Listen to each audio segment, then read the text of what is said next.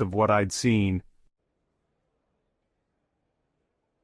The next day, I convinced myself it had been a hallucination, a product of sleep deprivation and an overactive imagination. I avoided the TV entirely that night, opting to read instead. But the curiosity gnawed at me. By the third night, I couldn't resist. I turned the TV back on and flipped to channel 26. The static was there again, waiting. So was he. This time the man was closer. His face filled the screen, his hollow eyes staring directly into mine. My stomach churned as I realized this wasn't just a random signal or some kind of interference. He was aware of me. Then he spoke. "You shouldn't be here," he said, his voice distorted, like it was coming through a broken radio. I froze. My hands fumbled for the remote, but it wouldn't work. The TV wouldn't turn off. I tried unplugging the set, but it stayed on, the man's face growing larger, more distorted. "You let me in," he said, his voice louder now. "I'm coming." The screen went black. I stood there in the silence, trembling.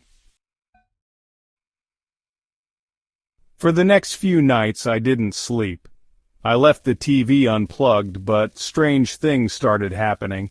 I'd wake up to find it plugged back in, the static crackling faintly. My reflection in the screen looked wrong, like it was watching me. Then the knocking started. It was always at 3:13 a.m., 3 sharp knocks on my front door.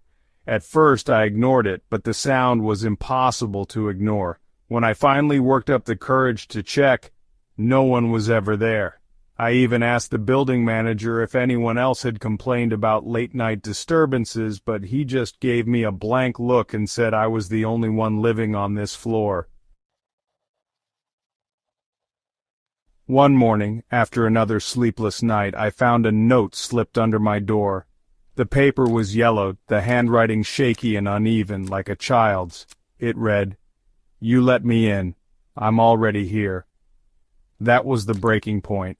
I packed up whatever I could carry and left the apartment that day, abandoning everything else. I moved to a new city, a new building, and swore off TVs entirely. I told myself it was over. But last night I heard the knocking again. This time it wasn't at the door, it was inside the walls.